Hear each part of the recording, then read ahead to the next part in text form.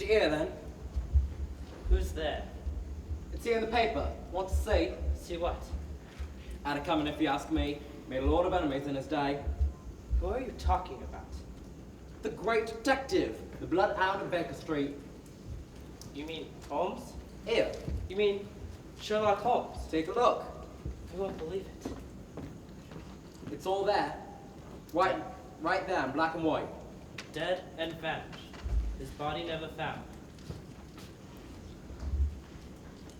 It's in the papers. Sherlock Holmes. He's dead.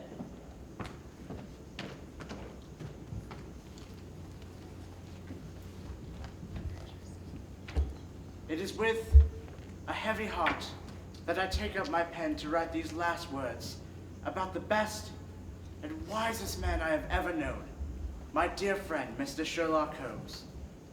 It had been 6 months since last I'd seen Holmes. Word had it he was living a solitary life, his days spent amid his books in the rooms on Baker Street. Soon, however, he would undertake the final case of his remarkable career, and I would be there, once again at his side, to the very end. Events began with the arrival of a letter. Are you Dr. Watson? Yes, thank you.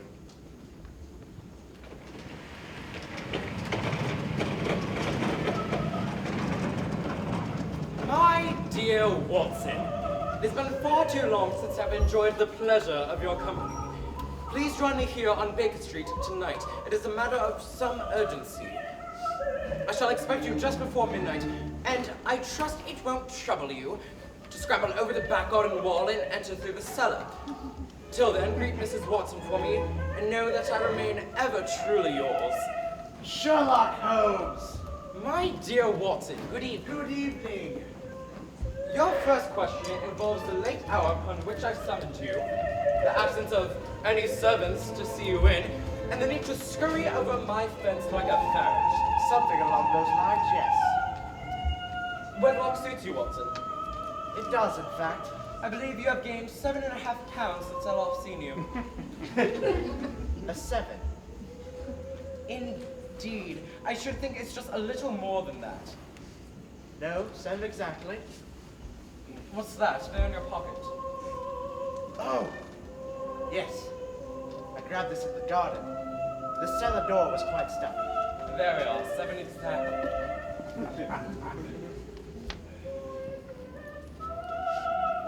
Do you hear that, Watson? Do you hear that voice? Glorious. What I hear in that voice is not the fierce precision of music, but the incomparable sound of Love? nonsense.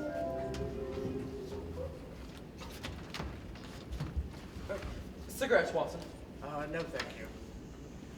And Mrs. Watson, how long will she be away? Only a fortnight. She's visiting, Wait, how do you know she is gone? How do I know anything? How do I know that you've recently resumed your practice of medicine, gone for a country walk in bad weather, hired a careless servant girl, and moved your dressing table to the other side of the room? Don't look so dumbfounded, Watson. But how could you surmise all that? Too simple to talk about. The bulge in the left side of your top hat is where you clearly conceal your stethoscope. Say nothing of the faint smell of iodoform, a clearly known antiseptic. Only a dullard would fail to pin you as an active medical man. Yes, but What's more, I see 6 nearly parallel cuts on the inside of your left shoe, where clearly malignant servant girl scraped clumsily around the edges in a vain attempt to remove encrusted mud. from my long country walk. Exactly. And my dressing table? Your face is badly shaven on the right side. As long as I've known you, Watson, your face has been badly shaven on the left. And seeing how you clearly can't move your window, you obviously moved your dressing table. Amazing! Elementary, my dear fellow. If only I could see what you see. You see, Watson, but you do not observe. The distinction is clear. To you, perhaps. As clear as a missing waistcoat button, and today's boutonniere and yesterday's lapel. My wife is away. Yes, I know. trouble on the street, I should ask, Watson, that you do not open the curtains. I simply wish We to... are here in secret, you and I. I sent Mrs. Hudson home. For the evening, certainly. For the duration, until the game has ended. What game are you speaking of? Your wife is away for a fortnight, you say? What? Oh, yes. And your practice, is it busy at present? Nothing out of the It ordinary. would afford you time to get away. Well, yes, certainly, if need be. Oh, there is a need, Watson. I must ask you to come away with me for a full week. To the continent. Will you do that? Of course I will. But why? There is a man in London. He is a great, brilliant, and terrible man. His name is Moriarty. Have you heard of him? Never. And that is the wonder of him. He's insidious, Watson. He virtually pervades London, everything that is foul and wicked. Everything from Hammersmith to Blackwall, all of it is the work of Moriarty. If there is a crime to be done, a house to be looted, a man to be removed, you can be sure that Moriarty has authorized it. And though the man who carries out the plan may be captured, the professor himself never ever leaves a trace. He sounds monstrous. I quite admire him.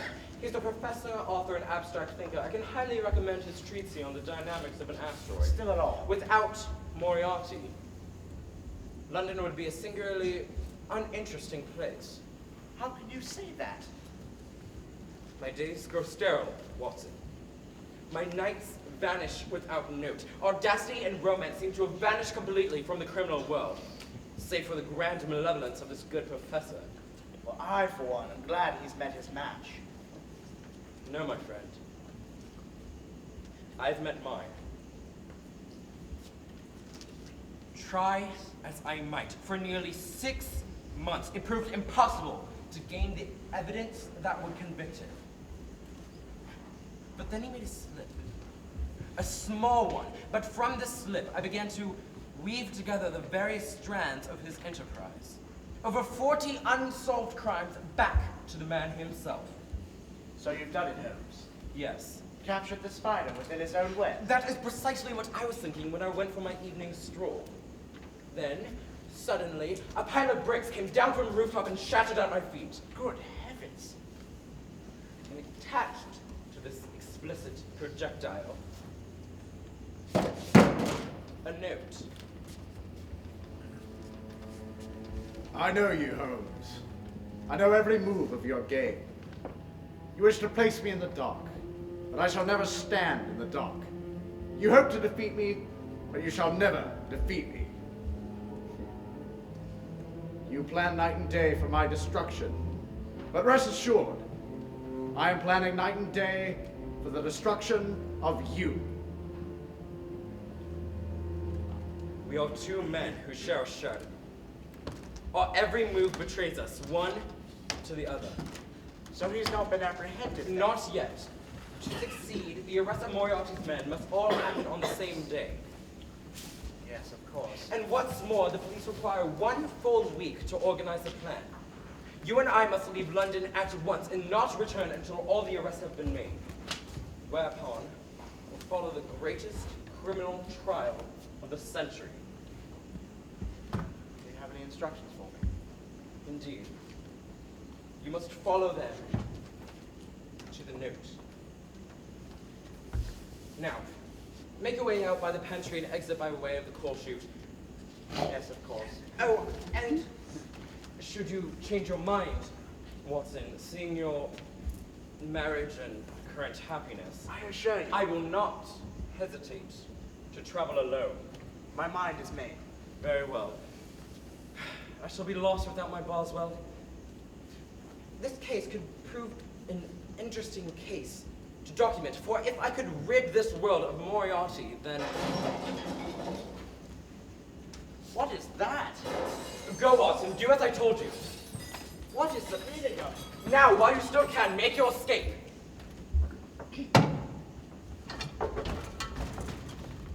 They're coming this way. But they'll know we are... The lamps, Watson. Right.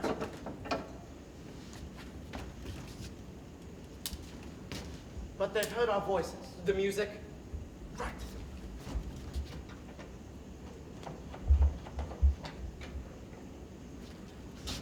But where will we? The closet? Right.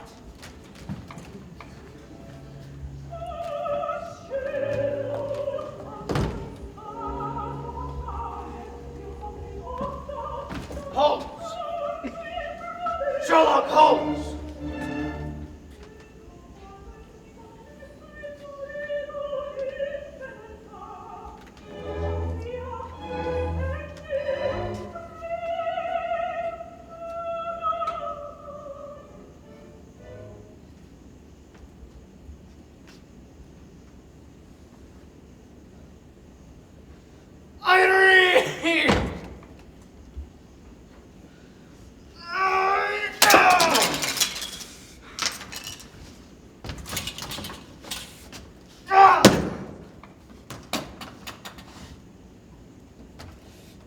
I shall need that replaced. Who's there? I might ask the same of you. I'm looking for the great detective. Has he been invited to a masquerade? I sent a note to this source, his address, informing Mr. Holmes that I would call. My landlady is away. The mail has not yet been retrieved. Yes, I know. I found my note on the doorstep.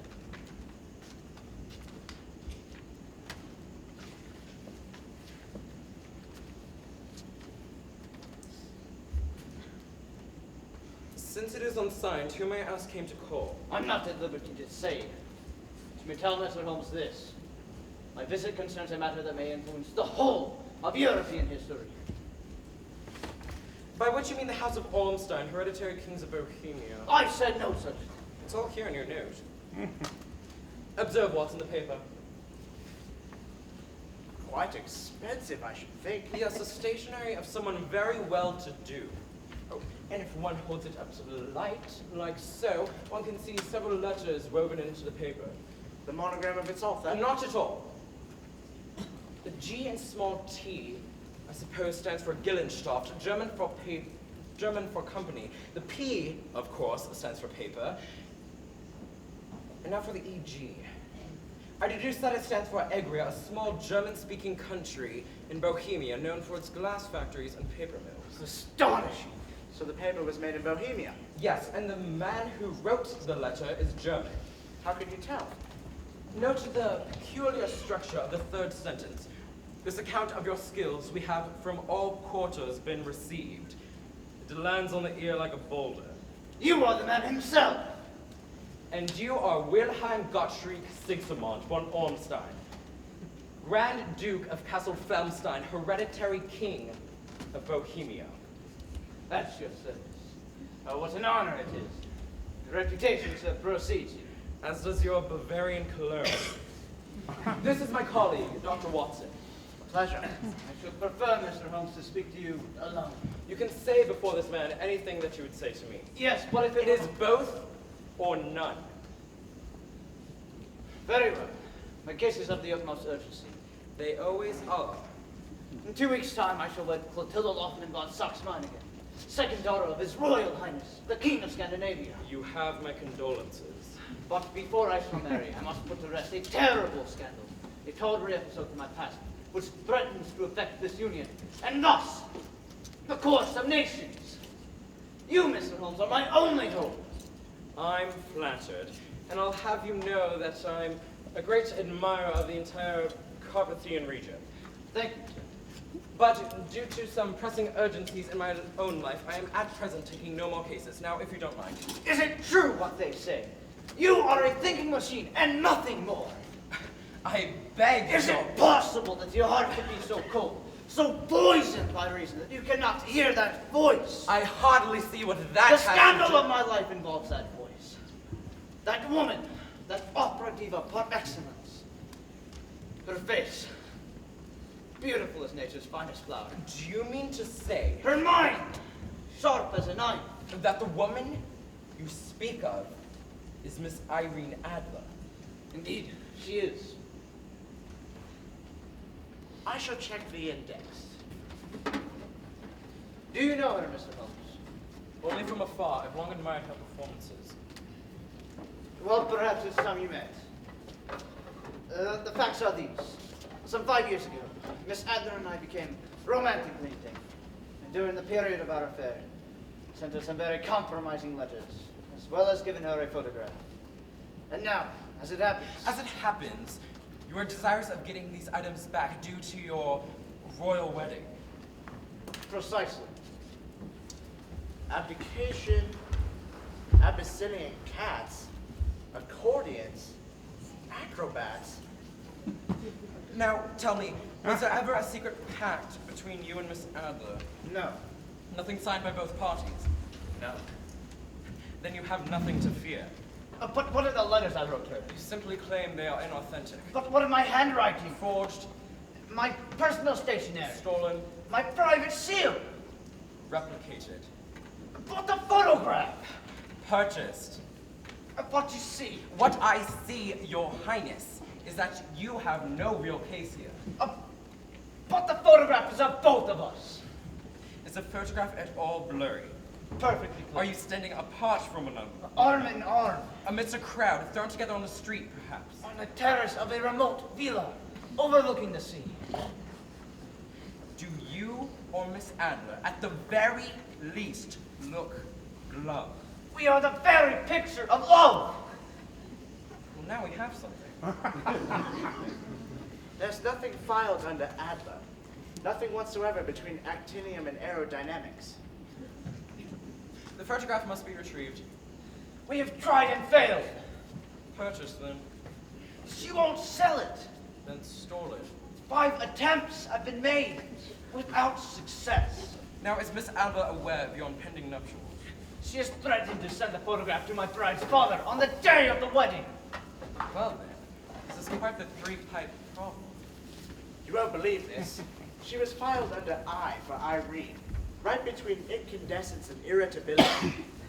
How very fitting. Holmes, I've never known you to index a person under their first name. What could possibly have been the reason? Clerical error. But Read the card, Watson.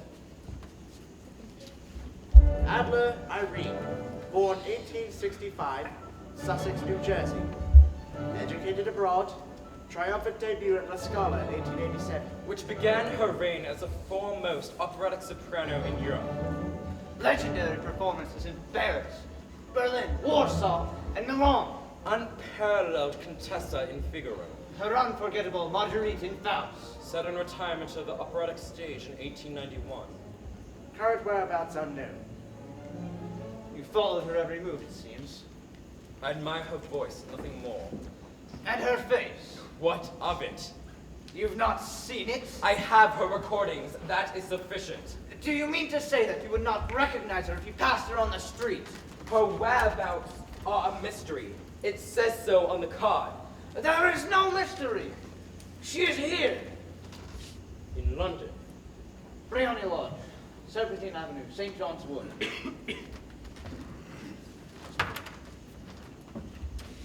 I shall make the necessary correction. Now, as Mr. Holmes informed you, he is at present taking no more cases. Your wedding is in 2 weeks' time, you say? That's right. Holmes, Where? The castle in the Swiss Alps. Very well. I will require £500 in gold up front to cover my expenses. you Money can't be is no serious. object.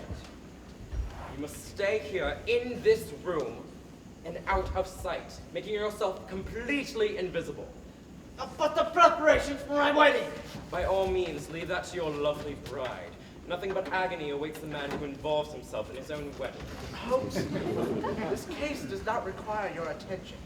The king is in no real danger here. Know this, Watson. One of the most dangerous classes on earth is the driving and vengeful woman. She inevitably incites in others their own latent criminality. But we must leave the city. You've said so yourself. Listen to me. Think of Moriarty. The threats on your life. I am thinking of nothing else. Time is short, Watson. And one more adventure is at hand.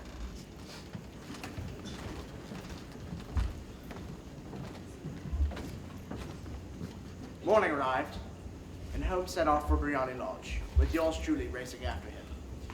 Once there, we encountered a man and a woman rushing out the door and into the street.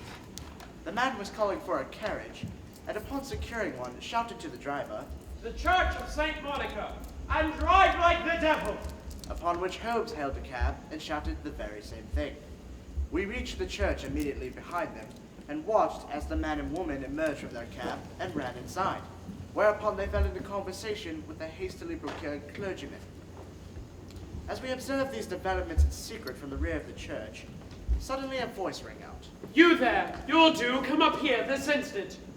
I beg your pardon. We must have a witness, or it won't be legal." Holmes was half dragged to the altar, and in no more than 3 minutes' time had successfully fulfilled the role of witness to the wedding of Mr. Godfrey Norton. I do. and a woman whose face he saw for the first time when she lifted her veil. Ms. Irene Adler. I do. And that face, I now pronounce you man and wife. Tell me your wishes, whatever they are, I will. Take me away. Of course I will. Don't waste a moment. Complete our business and go directly to my home. I'll be waiting for you. Go now. How fortunate, wouldn't you agree?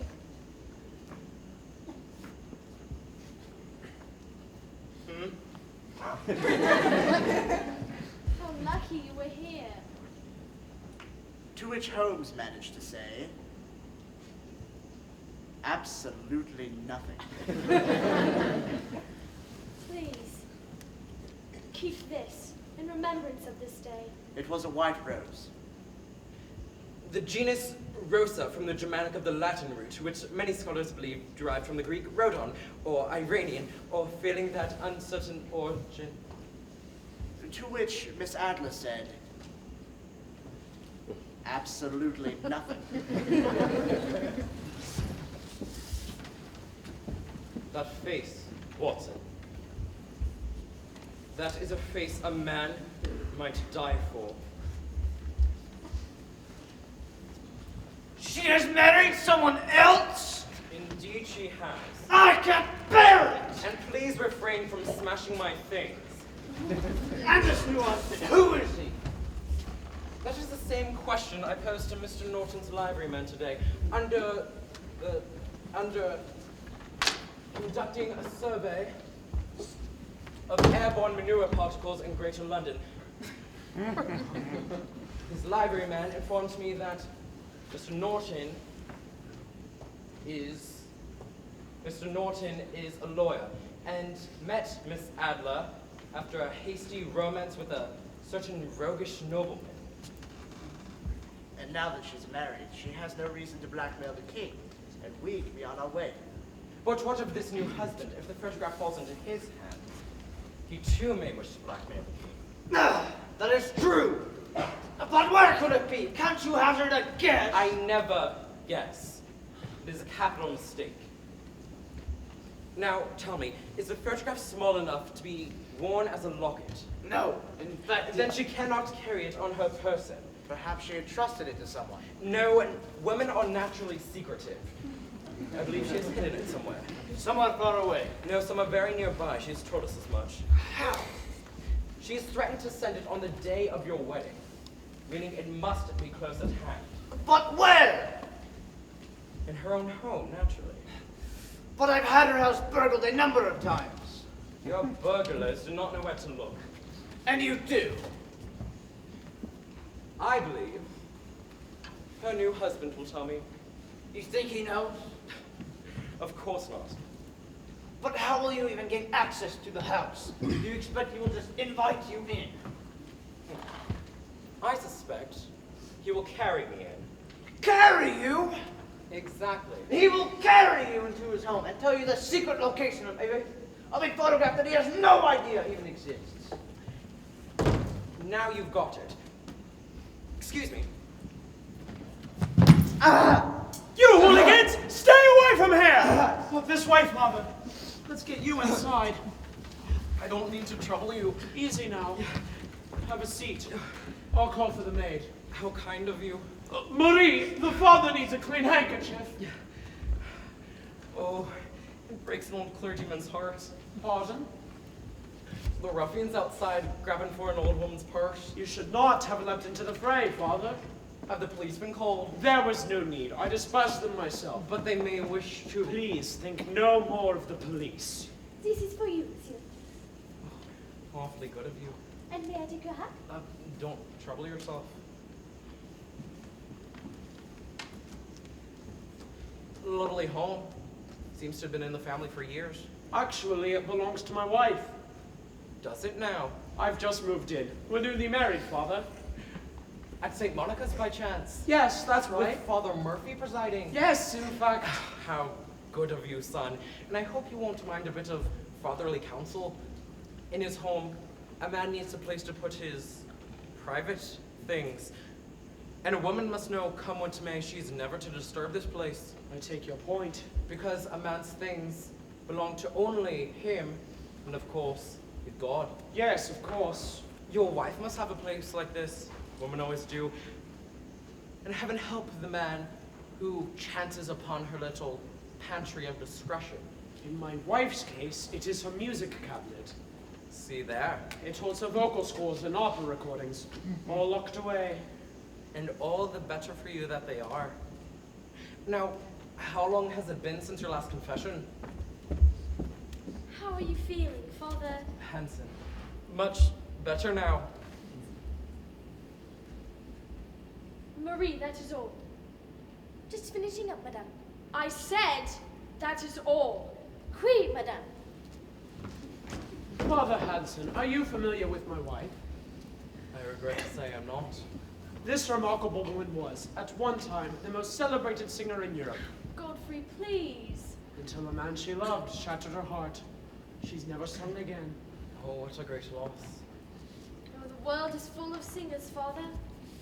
However, it is your work that truly interests me.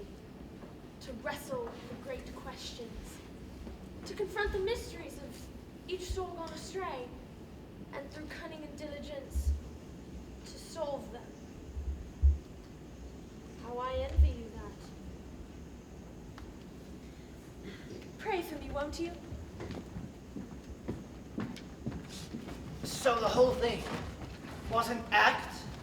The London stage lost a great talent when Holmes devoted his life to the criminal mind. But the blood! Just a bit of red paint Mixed with a proper consistency. and clapped to his face in the midst of the scrub. Oh, but all the young hooligans. The Baker Street irregulars. So even the old lady with the purse. One of ours. It takes immense planning to produce a random event.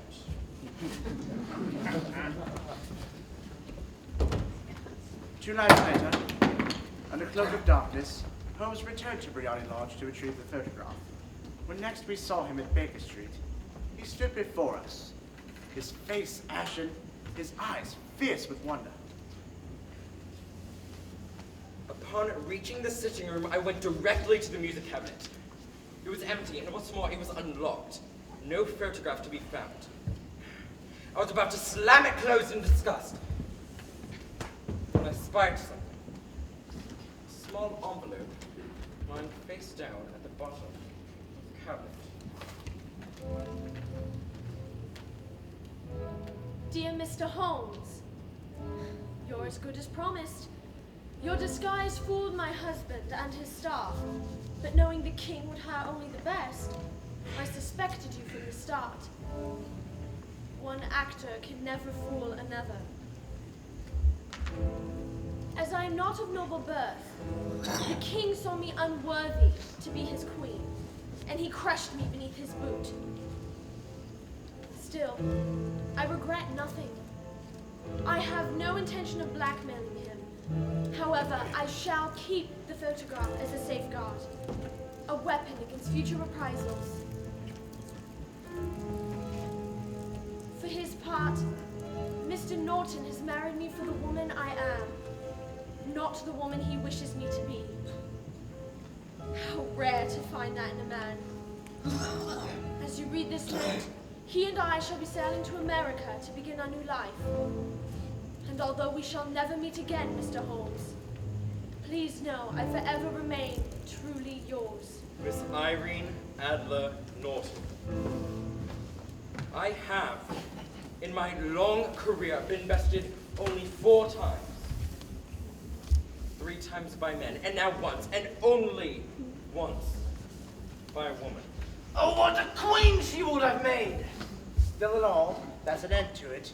You have the report you requested. So clever, so resolute, Indeed. such cunning, such bravery of spirit. Now, if you don't mind, The finest thing under a bonnet on this I planet. shall see you on your way. Do you suppose, Watson, that Miss Adler knew I was aware of the photograph's location? Of course, that's why she left her note there for you in the cabinet. But why was it left unlocked? She wanted to be certain you'd find it. Now, But she would not want anyone else to find it. Her husband, her maid. I take your point, but please. And what's more, if she wanted me to find it, why was it laying on the bottom of the cabinet where I may have missed it altogether? Perhaps it fell. Exactly. So it fell. That is incidental. The incidental fact, Watson, is often the most vital. I venture to say that when Miss Adler was removing the photograph and placing the note to me in its place, at that moment, she was surprised and accosted. The photograph being taken from her, and the note to me falling to the bottom of the cabinet, to the door to which was hurriedly closed and thus left unlocked. But if that's true, why has she vanished to America with her husband? Has she?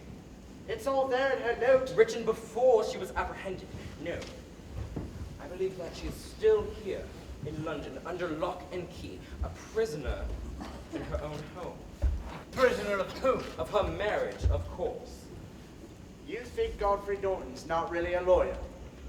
I fear he is that, and more. His true initials are here, given to me by his careless maid. J.L. He is not Godfrey Norton at all! Check the index, Watson. Holmes, we haven't the time Last to- name L, first name J. It all fits, don't you see? The rushed wedding, the fear of the police. Ladybugs, Laplanders, larcenists, A name. We need a name, Watson. Larkin, LaRouche, Larrabee, Lobby. That's it. First name? James, Read on. former legal counsel, swindler, rake, confidence man of dubious morals. That's him! Now turn the card over and read the back. See also Say it, Watson. Moriarty. So, the marriage, the whole thing, was a sham? An ingenious one at that. With your wedding only weeks away, that photograph is about to fetch an enormous ransom. And I will pay it. You will do no such thing. We must use the power of the photograph to secure Miss Adler's freedom and to capture her abductors. Are you speaking of using Miss Adler as bait? I would never ask that of her. Good. You, sir, you are the bait. You will take a room here in London under your own name, making yourself as visible as possible. But my wedding! This will only take a day or two, in which time we will fetch an offer from Larby, capture Moriarty in the bargain. Give the police the week they need and they will capture Moriarty for you. I seek that pleasure for myself. Holmes, why must you do this? Because it's delightful, don't you see, Watson? My entire life has been a frantic attempt to be removed from the dreary commonplace of common existence. That is not the reason, and you know it. It is her, the woman. She has done this. The thick armor of your emotional defenses has finally been cracked. nonsense. Your heart, at last, has overthrown your head. Watson, I shall see you in the morning.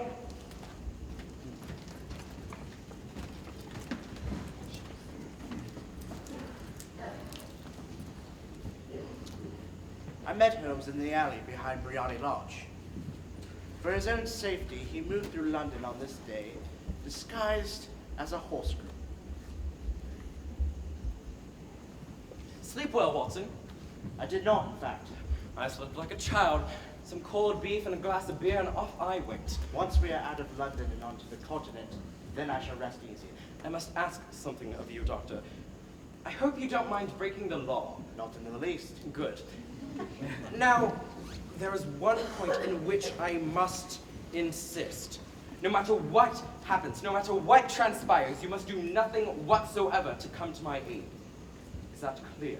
I am to remain neutral. Good. Now, you will sit outside the waiting room window. Then, I will throw open the window once I gain access to the house. Then, when I raise my left hand, like so, you will raise the cry of fire.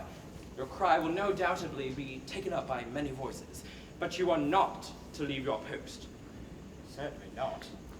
Then, once I raise my right hand, like so, you will blow this whistle. A police whistle, isn't it? Exactly. You will blow that whistle, then you will walk down to the corner and wait for me. Is that clear? Remain neutral, stand by window, left for cry of fire, right for whistle, walk to corner, wait for you. Exactly. I'm the man for the job. Watson, you are the one fixed point in an ever-changing age. But how will you know where to look for the photograph? I believe the woman will tell me. But if she is their captive, how will she speak? I believe she will tell me with her eyes.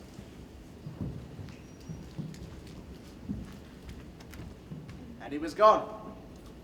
After making certain that the king was safely ensconced at the hotel, I then did precisely as Holmes had asked, placing myself beneath the window of Briony Lodge, hidden from the street by a stand of bushes. It was only now, as I stood outside that dark, forbidden home, that I began to understand the true danger of our situation. Suddenly, the window was thrown open, and this is what I saw.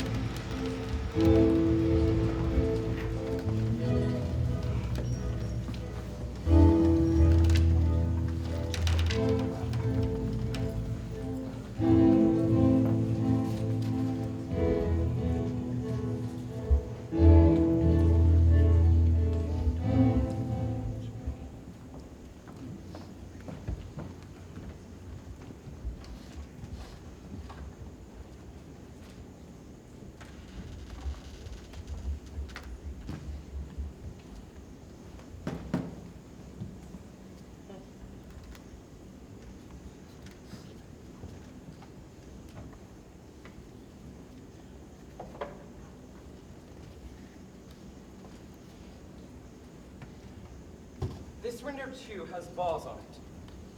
Recently installed. Oui, monsieur. It allows no one inside.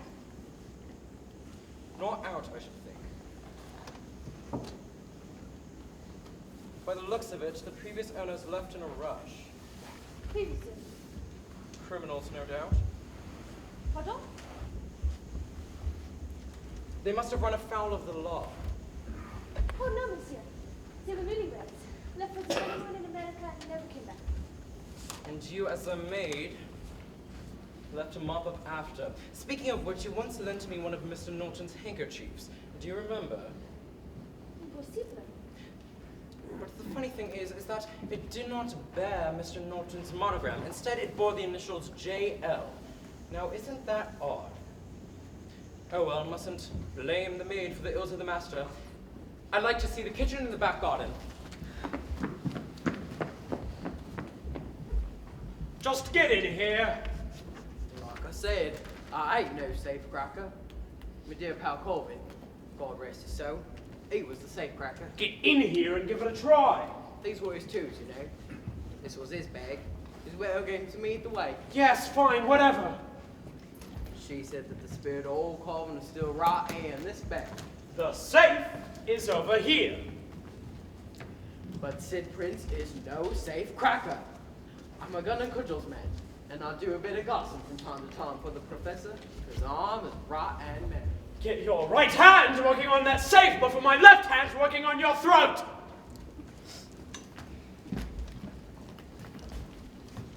Look at the size of that monster. How about I just set some charges and blow her open? You can't blow up the safe. Hear that, Colvin? He won't let me do what I does best, which is scatter dead things about. Well, howdy-ho. He's here. Oh, Colvin's gonna help me crack it. Oh, for God's sake. He's here, I tell you. He's here! Sherlock Holmes. What? He's in the kitchen, claims to be viewing the property. Are you sure no one's got the culmination to this monster? Only my wife knows it. And you can't get it out of her. Take me to her room, I'll get it out of her. No, Madge, none of that this time. It's all I ever do, James, is clean up your messes. All you had to do was swindle a singer, but instead you fell in love with her. Pipe down, would ya? You had it in your hands, right there at the music cabinet. But she bats her up her hectic eyes, and you give it back to her. She wanted a final look at it. Mother was right, you're not with a bucket of spit. Once we get the safe open, we'll have We them. don't even know it's in there. That must be where she put it. We've searched everywhere, torn the house apart. Moriarty will have your head for this, James. This is not Moriarty's plan. It's my plan. But I suppose the money is subject to the usual division. On. And a girl. And here we go. Empty. I knew it. Impossible. That can't be. It's got to be in here. But it's no. Shut up, Prince. I'll give it a try. You do with those. What's that you say? Madge, no. Oh, crap me out in Oxford. You must have sent I it. hope to God you didn't just say. Holmes! Sherlock Holmes! In the Blake Garden! Yes, the garden requires a bit of work, but everything else seems to be in order. The house, Mr. Holmes, is not for sale. You seem to know my name, Well, of course. Who doesn't? but I don't know yours. Norton. Godfrey Norton. My sister, Margaret. My associate, Mr. Abernethy. Dr. Abernethy. You have my condolences, Mr. Norton. Pardon? You're a newlywed, aren't you? Your sister told me that. Did she? Except she failed to mention that she was your sister. In fact, she told me she was your maid. Yes, well. And what's more, she said you were away to America. Just back this morning. And your wife? Still there. I shall rejoin her in a fortnight. I'm told she's quite the diva. Where did you hear that? From your neighbors. I heard her singing last night, her voice ringing true and clear from an upper story window. You don't miss a thing, do you? Occupational hazard. Think of it, the great Sherlock Holmes here in our house, poking about for clues. On the contrary, the truth is always out in the open. I expected more, frankly, from a legend such as yourself. That's enough now. I thought the master detective would have a few more parlor games up his sleeve. Well, I'm sorry to disappoint you, Mr. Larby. And this must be Madge. It was Antwerp, I believe, I last saw you. I remember your fondness for Belgian chocolates and German soldiers. And Sidney Reginald Prince. It would be my pleasure to reunite you with your old friend, Mr. Colvin. Now you look here, Mr. I Holmes. have, in fact, looked here. And here. And here. And the inescapable conclusion is that there has, in this house, been an event of malevolent intent. Nothing could be further from the truth. I wish to see your wife, Mr. Larby. My wife is away. I told you that. Then why is her luggage here empty and unpacked? That proves Well, nothing. the fact is, I am not leaving until I see her. I'll tell my dear sister-in-law that you're here.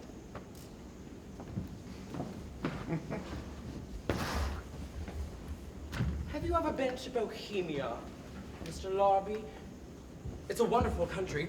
I'm sure that you would enjoy their king. Your wife certainly did.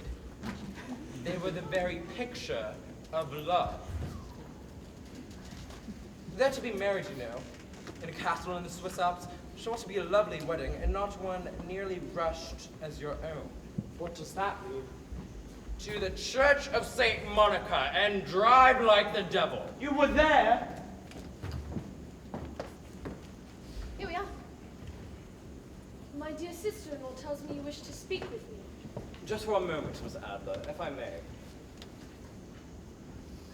My name is Mrs. Norton. As you wish. You look tired, Mr. Holmes. You should take better care of yourself. Don't want you to end up an old man before your time. Heaven forbid. Some doddering old fellow, like the good Father Hanson. Kind old fatherly Hanson. Wait! It was him! And what of me, Mr. Holmes? Does marriage agree with me? I venture to say it does not. But then again, you're no longer married. That's What's that? absurd. I've been to the Hall of Records and removed my signature. You therefore had no witness at your wedding. No witness, no marriage. Go James, you dead! idiot! As to your health, Miss Adler, you look pale, as though you haven't left the house in days. It's true. I have not. And why is that? Because, Mr. Holmes, everything I shall ever need is right here. Of that, my dear, I have no doubt. Fire! Fire! The kitchen, check the stove! Get him on it! Get him right! Fire! Run for the door, save yourself. Save yourself? Such good advice, Mr. Holmes. And yet, how rare the man who is able to do so. How rare indeed. A pleasure, Professor, though not a surprise to find you here. I've been needing to compliment you on the dynamics of an asteroid. I found your conclusions astounding. Elementary at best. I was particularly struck by the change in the theory of the obliquity of the elliptic. It is at present an incomplete hypothesis. Well, perhaps you'll have time to complete your work in prison. No, I think not. A dangerous habit, Mr. Holmes. What's that? To finger loaded firearms in the pocket of one's coat. A dangerous habit as well, Professor, to hold a free hand behind one's back. You think you can read me like a book? No, like a primer. To be clear, Mr. Holmes, I shall never be captured. Not only will you be captured, but I shall testify against you. Impossible. Though I know what sort of awkward position that would put you in. And what position is that? The one typically assumed by a criminal at the lower end of a rope. So, what brings you to Bryony Lodge? The lady of the house. As you know, my dear Irene once belonged to the King of Bohemia, and to Mr. Norton, or Mr. Larrabee, if you prefer. Miss Adler is an artist, and being such, she belongs to no one person, but to everyone. The whole of London. Which means she now belongs to me. I wouldn't do that, Professor. I was simply reaching for my notebook. My dear woman, I wish to spare this good professor any unneeded exertion. I was wondering if you might remove something from his left-hand coat pocket.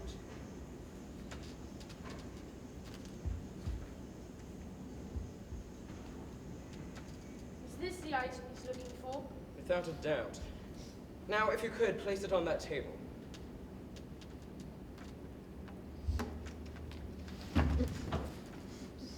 Another inch away, perhaps. Just another inch.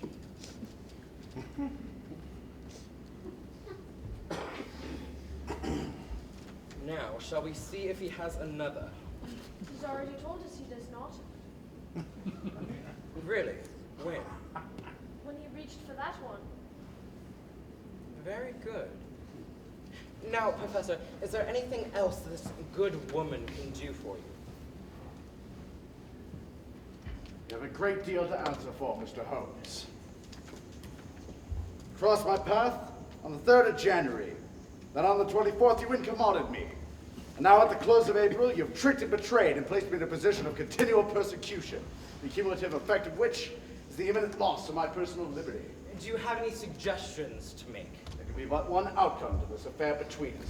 Really, and what would that be? Inevitable destruction. By which you mean the destruction of you. You won't live to see that day. Then may I live to see no other. For if I could be assured of your destruction, Professor, I would gladly accept the same fate. Well, Mr. Holmes, that could be arranged. Mr. Holmes! Oh, look at that. Devil! I didn't suppose you wanted to use that again, so I had the cartridges moved. No fire to be found. Okay, sir. It was likely Mr. Holmes.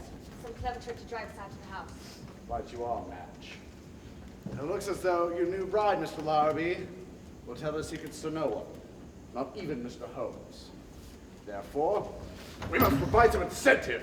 Sounds No, right. please. That won't be necessary. Miss Adler told me where the photograph is located. Is that That's true? impossible. Never said a word. She didn't have to.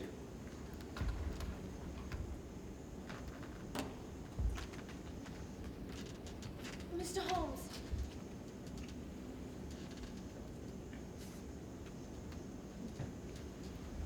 That's it. This photograph will now be returned to its rightful owner, and this terrible episode will be at an end. What shall be at an end, Mr. Holmes, is you. Want us to plug 'em on, Captain? Not just yet. Well, at least get your hands in there. Very well. And now the other one. What's that?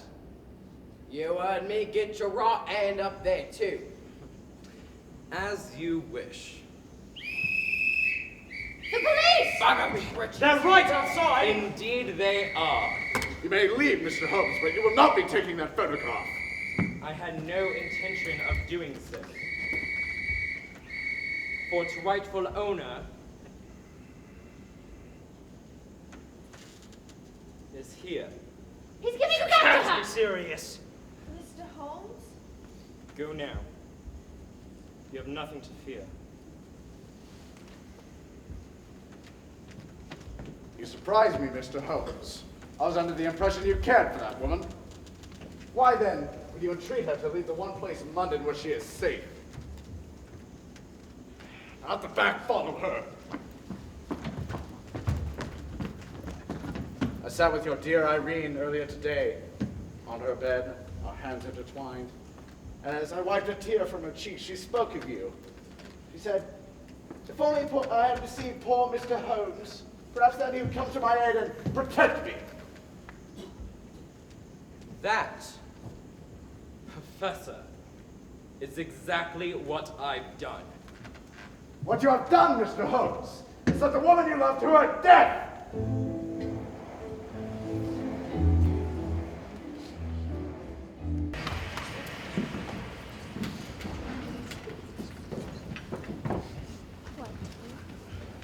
The tea, Watson, Yes. weak. I'm sorry. The eggs, Yes. hard as rocks. The sausage, improperly browned, and the toast, in seeming difference to the meat, burnt beyond recognition. I miss Mrs. Hudson. A comforting sound for her stately tread. I remind you that for her own safety, you sent Mrs. Hudson home. Yes, well, do try harder this evening. I could not bear another meal like this. We shall dine this evening on the continent. You found the photograph, you freed Miss Adler. Now we can get you safely out of London. Pardon me, gentlemen. I wonder if I might be able to make ever so slight an interjection. By all Certainly. means. You gave it back to her! Exactly. So that's an end to it. Oh, Watson, I received a call this morning from Inspector Lestrade of Scotland Yard. Have they begun the arrest? They will presently. Just as you planned. With one exception. They no longer hold the evidence to convict Moriarty. Impossible. Only a day ago they had all their witnesses lined up. And they remain lined up at the city morgue. A bullet here, a bladder poison there, the deep, unforgiving river. That's hideous. And ingenious. Each crime is untraceable, meaning that Moriarty must be captured in a plan in which he is personally involved. But the only reason he would involve himself in that way would be to encounter you. Exactly. I shall be the star witness that convicts him. You can't do it, Holmes. Listen to me. You can't walk right into his trap. We are fortunate in this regard. Moriarty knows I'm involved with this matter with the king. So, Your Highness, we shall press on. Holmes, no! I took it upon myself to intercept your mail this morning. You what? The first letter was delivered to your hotel room. The second delivered here by courier. Young man, slight build, fair-faced, oversized cap. As you'll see, the first letter is from Miss Adler, and she, as an irrational woman in love, has decided to forgive you completely. I'm to appoint Sherlock Holmes as my proxy. Is to fill a valise with £5,000 cash. Then meet a carriage with wooden shutters, which shall take him directly alone to Miss Adler. And in exchange for the money, she will give me the photograph, which I shall then return to you. That is best of all worlds. Not so, the letters are fake. What? But how do you know? The reason for the shuttered carriage is clear. It would prove impossible for me to know where the driver is headed.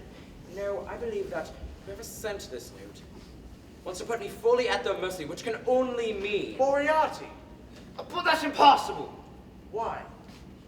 Because the second letter is from Moriarty. Why would he both write me a letter and forward me a letter? The answer shall soon be clear. In this letter he states, What is it? he states that Miss Adler is dead. Murdered by one of his men. My God. He claims to have the photograph and will demand payment from me by this evening. You want to wait for him here? Alone. He is truly a master of the game. Is that all you can say? My queen, my Venus, has just been murdered, and you feel nothing? Yes, the cruelty is complete. You have abandoned her, Larby has deceived her, and now Moriarty has destroyed her. These are the facts before us. These are the spoils of love. But you must do something! And you must do as the second letter demands, staying here in this room for Moriarty. But what of the first? You will write a reply to Miss Adler. Even though it's a fake, even though she may be dead. You really have no talent for this, do you? You will write a reply to Miss Adler as though unaware of the other letter, telling her you agree to her conditions and will send me with the money. There is a bank around the corner. Have the money wired to you immediately and place it in that valise. But to where shall I post the reply? Leave that to me. I'll make the carriage as described, and before the evening is out, Your Highness, I will have your letter. And Moriarty will have my money. No, I shall have that as well. If Moriarty doesn't get my money, he will kill me! Yes, that may be quite unpleasant. Now, if you don't mind, get to the bank immediately.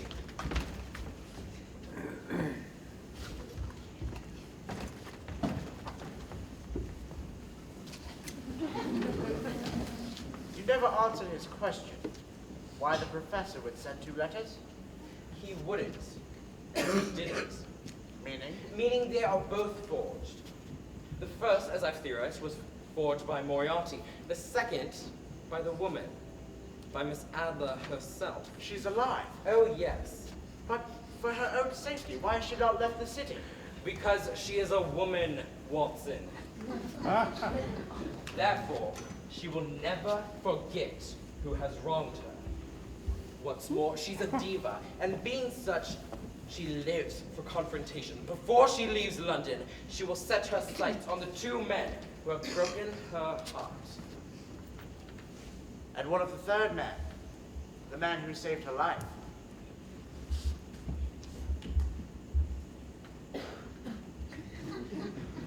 Here's the king's letter. Step outside and hold it in the air. Suppose a courier will pick it up within moments. Slight build, fair-faced, oversized cap. And where will he take it? He shall keep it, for it is his, or rather, hers. Yes, she's been following me this whole time, watching it all play out. While in disguise? Yes, As a courier on the street? waiting for the exact moment to step forward, And you believe she still has the photograph? without a doubt. But then what will you be given in return for the king's money? I won't be giving away the king's money. But I will be there to hold this extortion upon Moriarty. The police shall do the rest. there's something I still don't understand. Here we are. Why would you want Miss Adler to know our plan? These shall do nicely.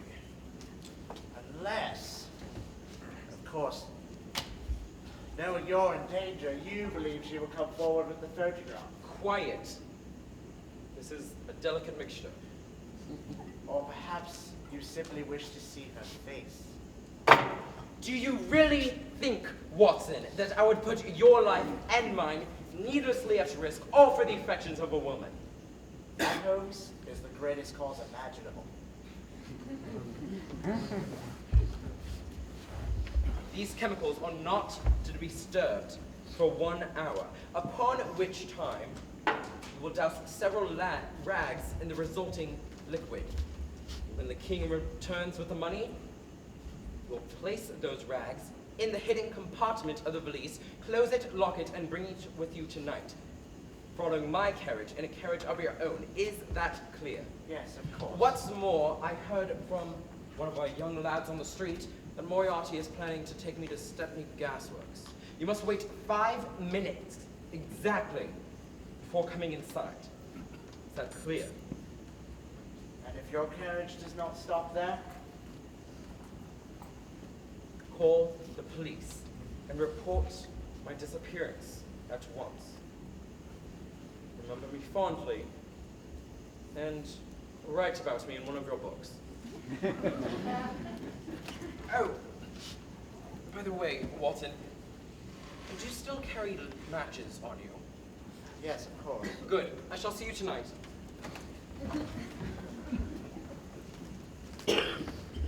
I stepped outside with the king's note, and no sooner had I lifted it into the air when... To be posted then? Yes, thank you.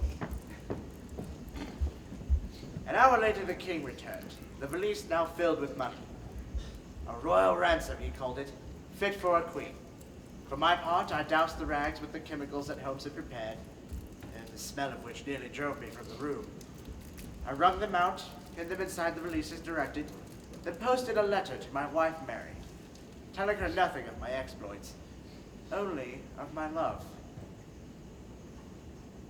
As darkness fell, a shuttered carriage pierced through the fog.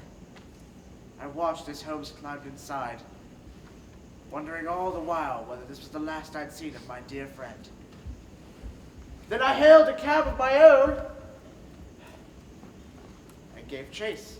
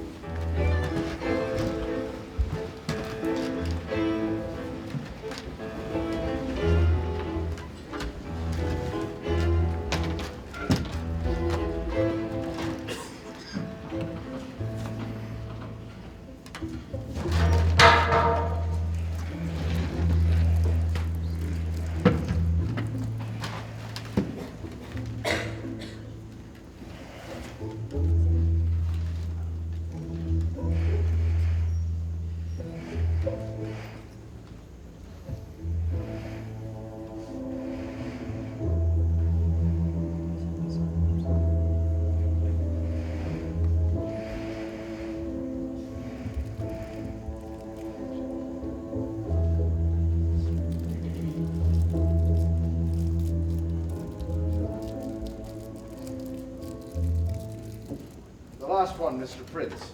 When did you do the last one? About 2 days ago. That witness from the Underwood trial. Or Bassett, you mean? Nah, we got him. That swindler for the railroad job. No. Poor Craig had leapt to his death. Pity.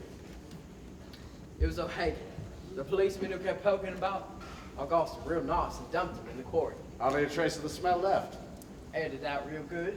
Don't want Mr. Holmes to know what's coming, do we? And what of the lamp? Electric. Completely safe. No flame at all. Very good. Whoa there! Do you want to blow us on to next week? You said you had out the room, Yeah, but still. and you haven't turned the gas on, Not yet, have you? so I don't see what harm it would do. It'll do no harm for sure if you light no matches. No mistakes tonight, Larrabee. Tell it to Prince. He's the one you should worry about. What the devil's that supposed to mean? It means what it means. Oh, well, aren't you just the poet? Enough. Aren't you just the great silver-tongued romancer who can never manage to get the 4-inch piece of paper from the little woman he married? How dare you say something like, He's right, Larrabee. That woman will prove your undoing. You got the rope to tie him with? Done. And you're certain the room is airtight? Tight as a drum, Governor. Locked every crevice himself. And this door here, any outlet here? No, sir. Just a closet. I keep my guns and cudgels in there. No shooting, do you understand? No matter what happens, no shot is to be fired tonight. It can be heard in the alley. And these high windows, what of them? Spike down, sir. Not that any man can reach him anyway. Holmes isn't just any man. Underestimate him at your own peril. He might break that glass. Smoke right into the iron bars behind him. Well done. And the doorway? Planked up solid. Double thickness. And secure from the outside. 2 iron bolts in a huge metal bar. There ain't an army who could break it down. And this delivers the gas? That's right, Governor. 3 good turns and you got all the gas you get up for. Gives out a sweet little hiss. That goes whispering bye-bye to the poor dying souls. Well, what keeps the victim from rushing over and turning it off? I put a locking mechanism on it. Right here. 3 turns and it locks in place. And the gas won't stop coming. Excellent. I make it a point, Governor, to think everything. oh, would you shut your measly trap? Mighty tough words for a man who got outsmarted by a songbird. Larrabee. I got it, your governor this and your governor that. You're nothing but a stupid panic bug. Okay, let's have a go. Dogs! Is that all then? Are we nothing but dogs? Here is how it will go. Holmes thinks he is coming to meet Miss Adler. You, Larrabee, will have exactly 2 minutes alone with him, during which time he'll explain that the photograph now belongs to us. You are to make certain he has brought the money. And when Mr. Prince and I appear, shall disarm him and tie him to this chair. After that, I shall give Mr. Holmes a proper send-off to the thereafter. And the money? I'll take that with me. That was not our arrangement. Our arrangement, Larrabee, was that all profits would be subject to the usual division. Yes, but And in I this case, the usual division means I shall take what I want and refrain from killing you. Is that clear? 2 minutes, not a whisker more.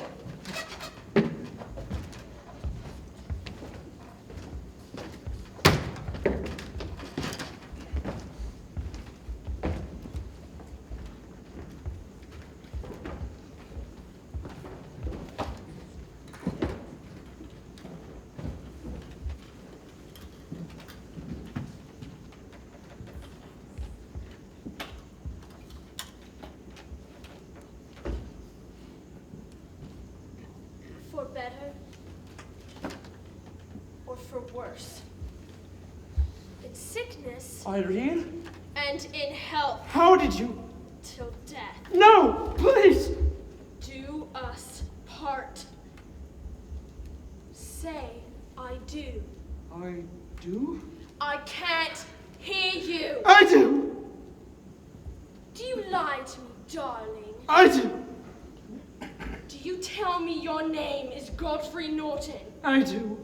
And even though your name is James Larrabee, and you're a crook, and a cad, and a wanted man, do you capture and imprison me? And sell me without a second thought? And do you know how that feels, James? How it feels to be heartbroken and helpless? Completely and utterly helpless. I love you, Irene. save you? Because it won't, darling. Do you know I'm going to kill you now?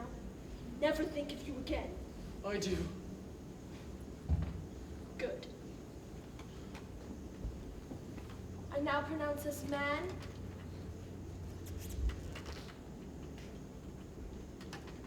and woman.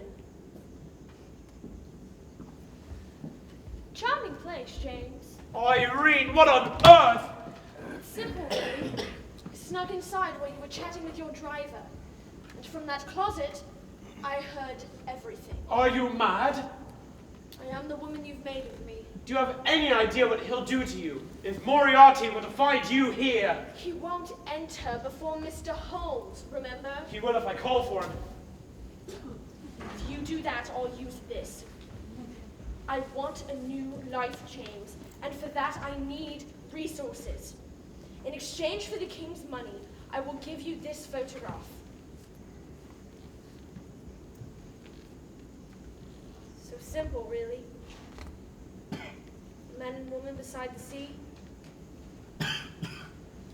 But from one image, 1,000 complications can be born. Give it to me and I'll get you the money. I heard Moriarty. The money is not yours to give. Irene, listen to me. How long are you going to let Moriarty treat you like a child? Why not turn the tables on him? What are you saying? When Holmes arrives with the money, tell him you have the photograph. When he asks to see it, direct him to that closet where I'll be waiting. And when Moriarty arrives, I'll give him what he deserves. You wouldn't. I've shot tenors, James. After that, a woman can shoot anything. We'll divide the money equally. You'll be rid of Moriarty, and I'll be free to start my new life. Miss Adler? Well, James, Miss Adler, are you there? do you want to be your own man or not? I do.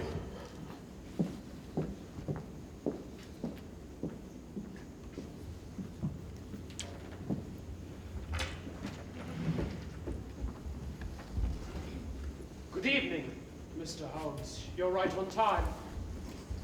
And you're not the person I was expecting.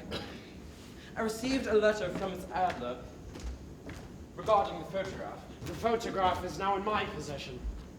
She said nothing of the sort. This is a recent development. Like the twitch in your left eye.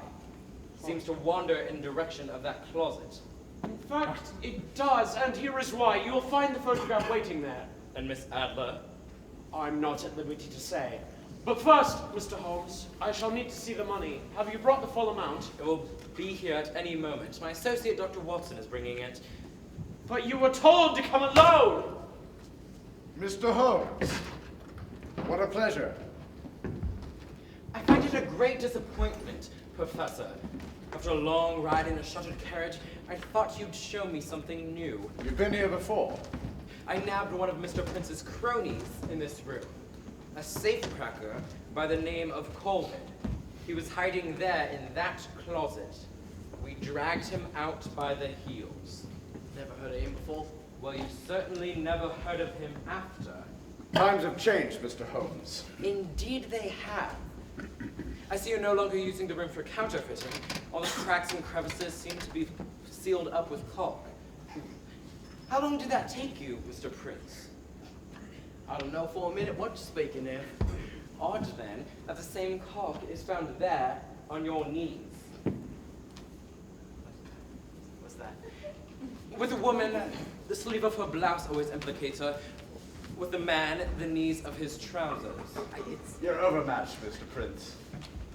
It is certain that the gas, once released, will never leave this room. Nor the man tied to that chair with this rope. Once again, Mr. Holmes, your deduction is accurate. Thank you so much. However, there will be no transaction. Really? Because Mr. Larby assured me that if I were to step into that closet, I'd find the missing photograph. Larrabee? In fact, I think I shall do so now. What's he talking about? Not until we see the money! As you wish. Holmes? Who's this? Oh, Watson, come in, come in. Good evening. Good evening. and we were just discussing a neat little plan to asphyxiate me. Is the money in there? Of course it is. Oh, and while we're at it, here's my gun. I shan't be needing it, because shots can be heard in the alleyway. Right, Professor? Now I shall retrieve the photograph. Holmes, Don't worry, Watson. There's nothing to fear. Authority was not part of the plan. Oh, I got his gun away from him, didn't I? What the claw said is follow him. And there's the money, just like you asked. No! Get in there! What's that? Holmes!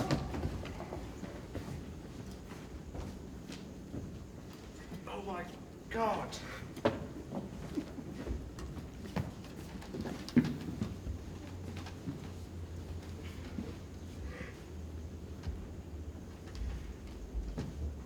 You know something, Watson?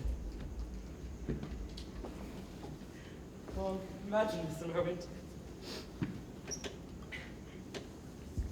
Since first I heard Miss Adler's Cleopatra, whereupon her death, she is carried on the stage and the tenor begins to sing a heartbreaking and unforgettable aria. You know, Dominique. Until tomorrow. Since that moment, I've long imagined what it must feel like for a man to lose the woman of his dreams. What have you done to her? I might ask the same of you, Mr. Larby. Was it not enough to break her heart? Was it also necessary to suffocate her and snuff out the life she placed so willingly in your hands? That's a lie! I never touched See her! there, I knew we couldn't trust Shut up, both of you! Your cries of innocence failed to account for this, Mr. Larby. The monogram upon it is yours. Where did you get this? From her mouth. That's impossible! Quiet! Now can I plug him one? No guns! It was my plan, Professor. To witness your crime firsthand and to be the star witness at your trial. Now I see there's no need. I do not plan to testify against you. In fact, I do not plan to leave this room at all. Come again. What? What good could it do to go out that door? Here in one room is my most trusted friend. My most formidable adversary.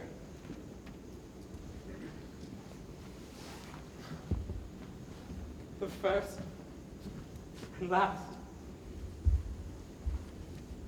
great love of my life. What are you getting at, Holmes?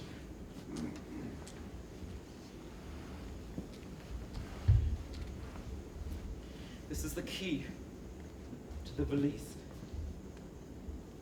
It must be turned several times in a counterclockwise manner, like so.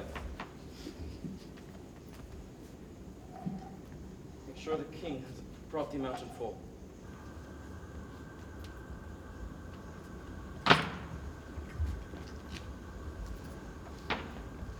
Well, Looks to all be it. Good. Now that that's settled, the king can marry his princess with no fear of scandal. For this photograph, and everyone in this room, yours truly included, shall soon be nothing but ash. What's that sound? That hissing? Prince, He's turned the gas on. I can smell turn it off! I can't budge it. It's locked. The door, get it open! Watson, do you have a light? Yes, sir. Holmes, you wouldn't. Oh, dangerous habit, I know. Listen to me. But danger, as you know, Professor, is part of my trade. No! It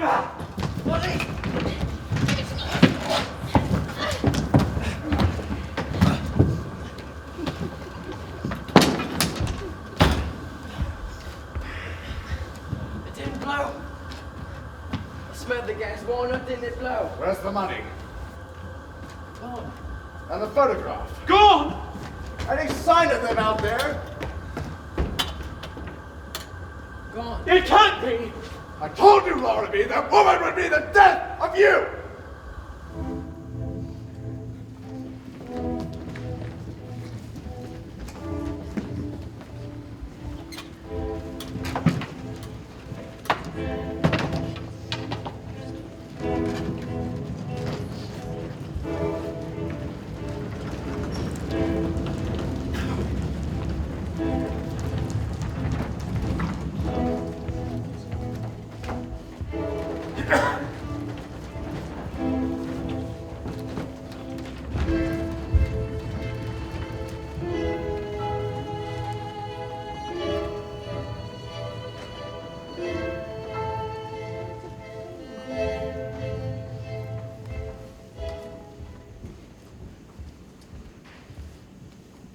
And off we raced, out of the building and toward the street, whereupon we gathered in a nearby alley awaiting a carriage. Thrilling, wasn't it, Watson?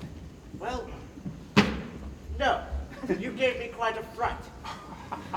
Well, Miss Adler came up with much of the plan herself.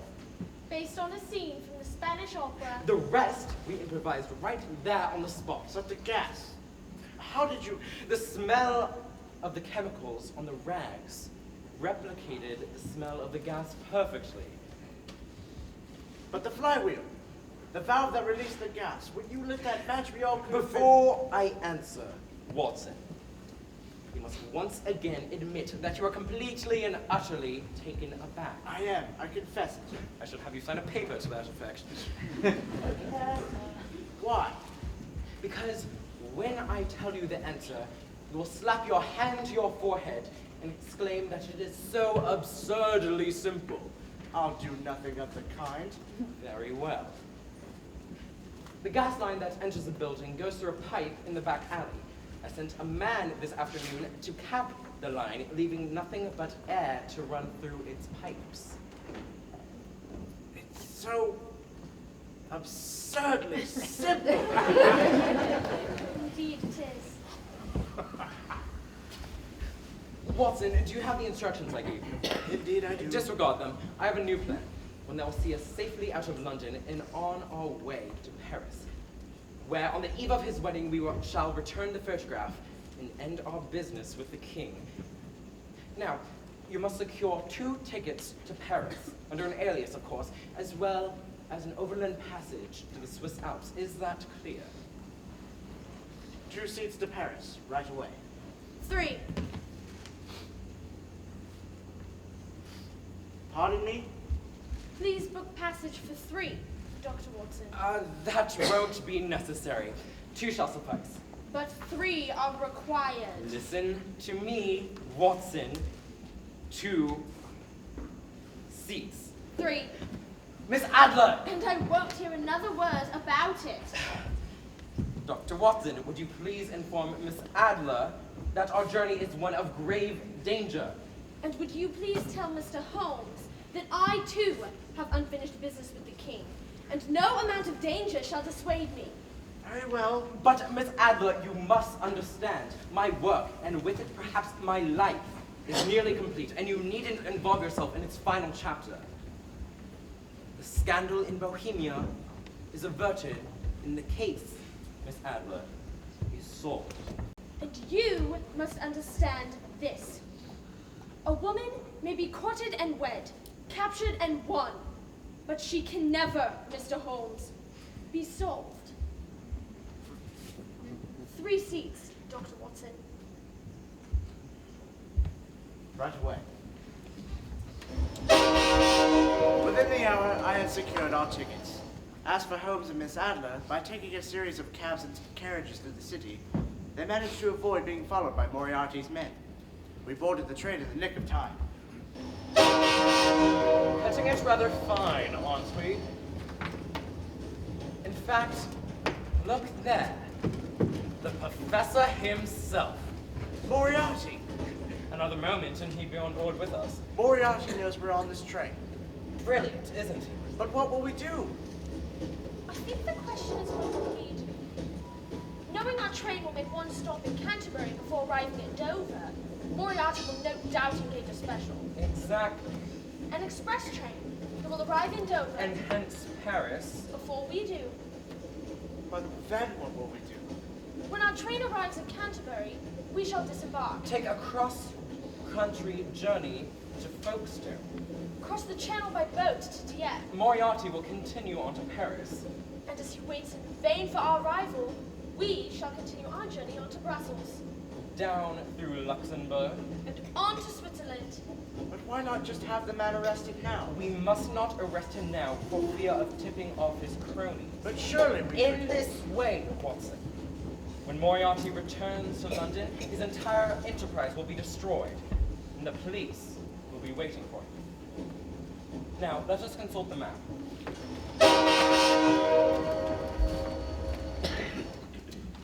As we got off the train at Canterbury, all went according to plan. We could see the smoke of the express train approaching behind us. As it sped through the station, carrying Moriarty safely away into the distance, Holmes turned to me and said, Oh, there is one final question, Watson. "What is that?" Shall we have lunch here or wait for the buffet in Folkestone?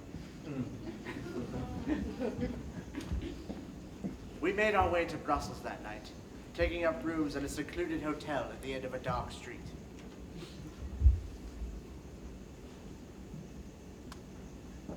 I've news from London, Watson.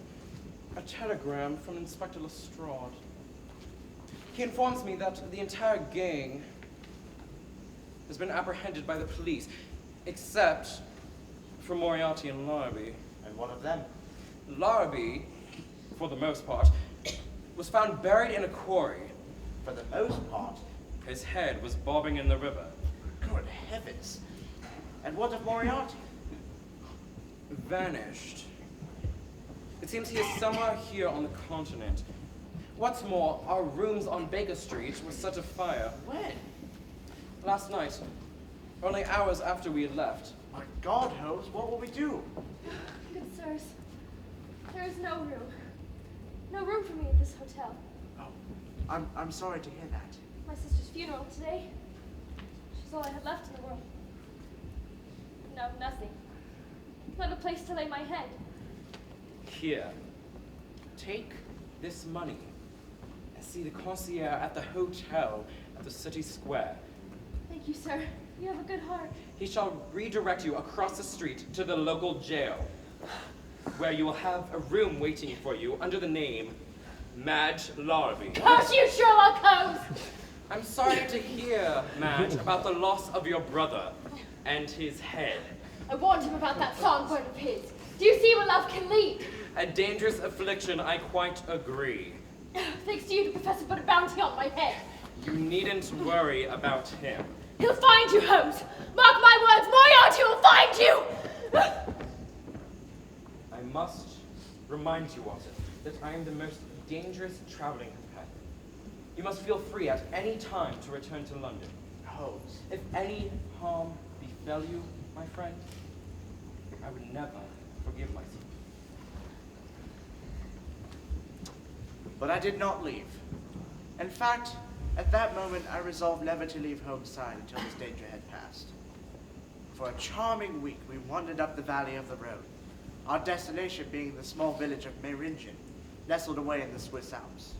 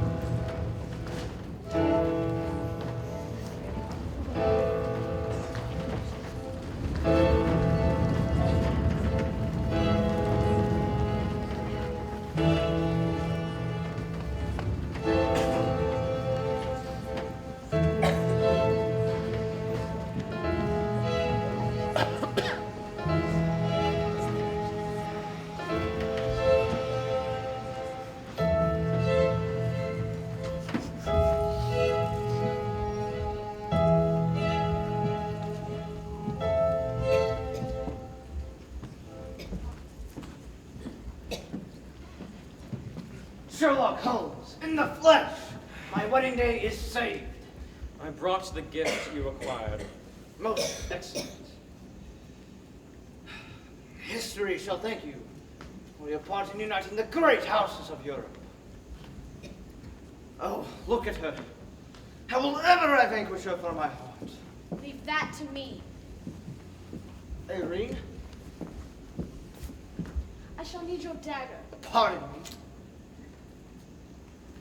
You see, I discovered that with the exception of Mr. Holmes, the heads of most men are appendages. Therefore, No! Please. I shall give you what you so avidly seek. The absence of me. There. Our business is completed. And as is ours. I love you, Irene. May you love your princess better. We require lodging, Your Highness, something splendid and picturesque. There is an inn at the village gate, and from there you may follow the footpath to the falls. What falls are you speaking of? Reichenbach Falls. No trip is complete without them. The crashing waters, the tremendous abyss. Abyss so deep and dark as a man's broken heart. Yes, yes, we get your point. May we then continue past the falls and on to the next village? No. The path is cut halfway across the falls and does not continue across to the far side. Which means that a traveler A must... traveler must always return the same way that he came.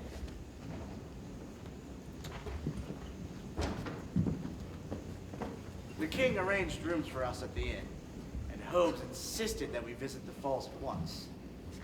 However, when I went to his room, he was nowhere to be found. From the corridor, I heard voices. They seemed to be coming from Miss Adler's room. No. The point is that for 1 full week we have traveled together. And every day you come to my door, you stand in my room, and for what reason?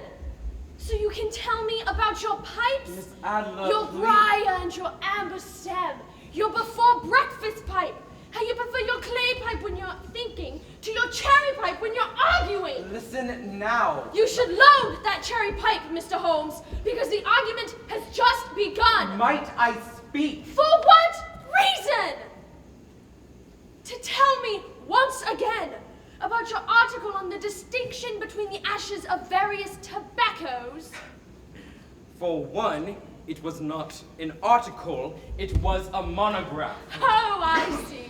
What's more, it featured illustrations in color of Over over 150 kinds of tobacco. 153. I don't care, Mr. Holmes. Don't you understand? Every day, I open my door to you, hoping to see some evidence of your heart. Some awareness of that which stands before you. But in every case... But just the other day I spoke from my heart. About Stradivarius violins, medieval pottery, and the Buddhism of Ceylon. Then what is a man to say?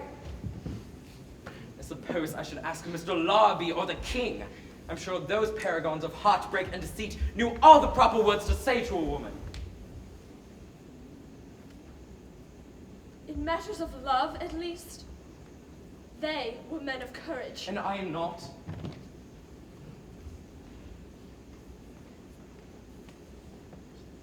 Very well. You've made your point. I will come to your room no longer. But before I go,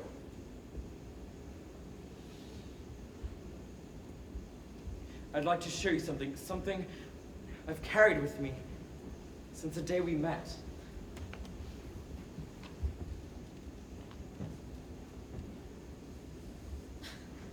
Limestone? A brief history? filled with dazzling insights,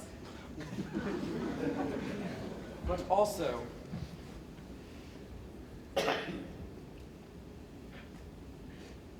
home to this. It is the rose you gave me on the day of your wedding.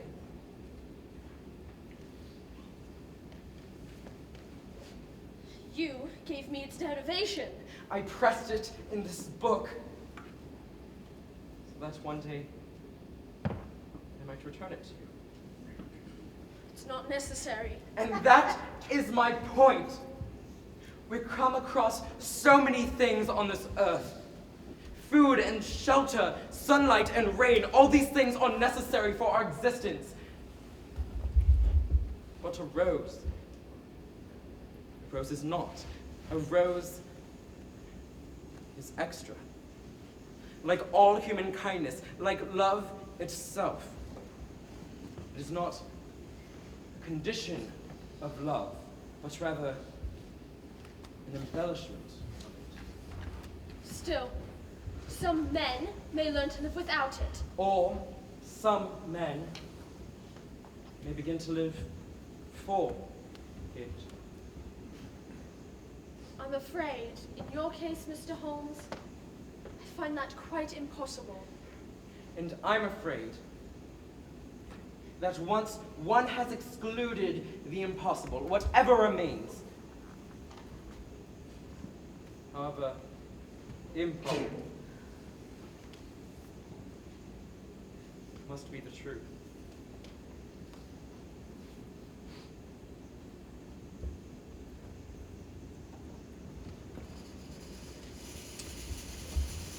Needless to say, I did not enter the room.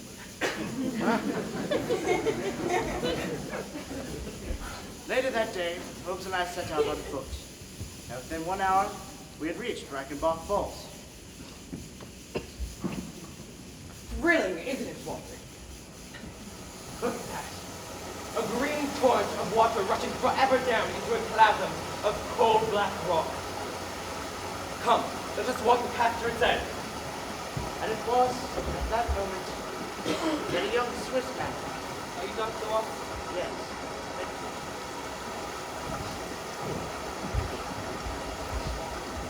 What is it, Watson? This letter bears the hotel insignia. It's from the innkeeper. Yes, and? Miss Adler. She's fallen ill. The innkeeper fears she may have been poisoned. There isn't much time. The local doctor is away. They've tried in vain to contact him. You must go. I will follow behind you. Holmes, What? You fear for my death? Trust me, Holmes. Trust me, Watson. If my book were to close tonight, I would not have lived it in vain. I won't leave you, Holmes. Watson, you are doctor. This is your greatest duty. Now go, and do not delay. As I turned to leave, I observed him, standing alone, gazing at those brutal waters. It was the last I would see of him in this world.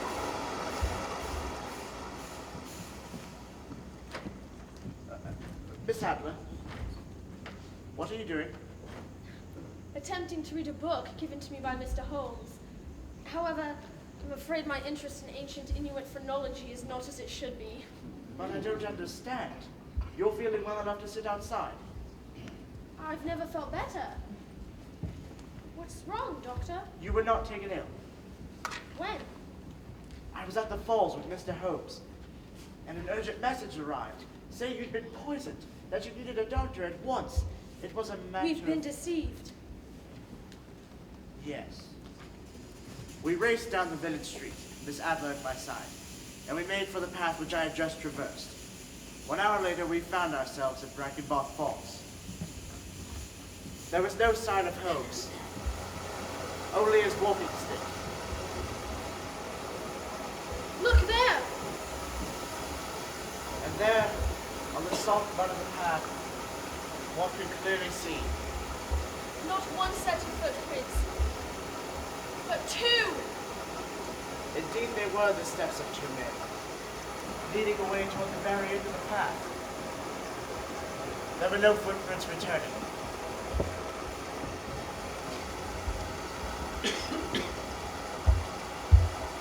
Holmes! Holmes! Holmes, where are you? Holmes!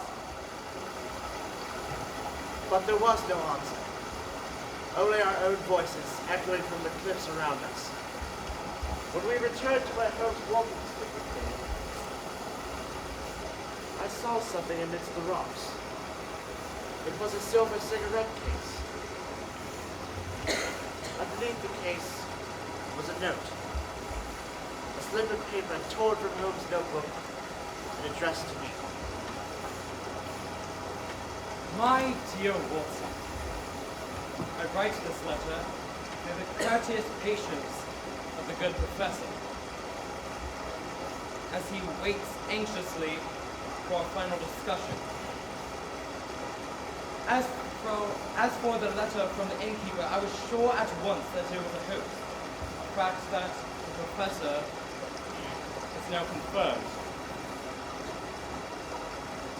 I'm sorry, Watson, but to destroy my greatest enemy, I must hurt you, my greatest friend.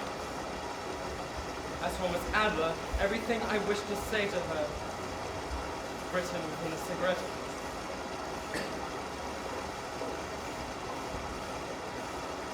Till then, greet Mrs. Watson for me, and know that I remain ever truly yours. Sherlock Holmes, the path has reached its end. As has yours. I should be careful that you do not kill us both. It is both or none.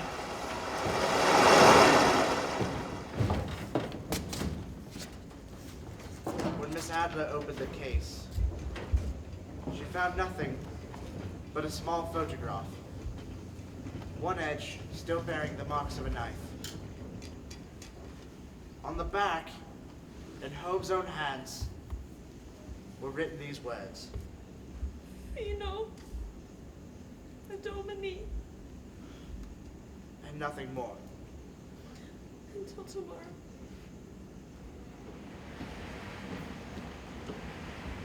Little now remains for me to tell.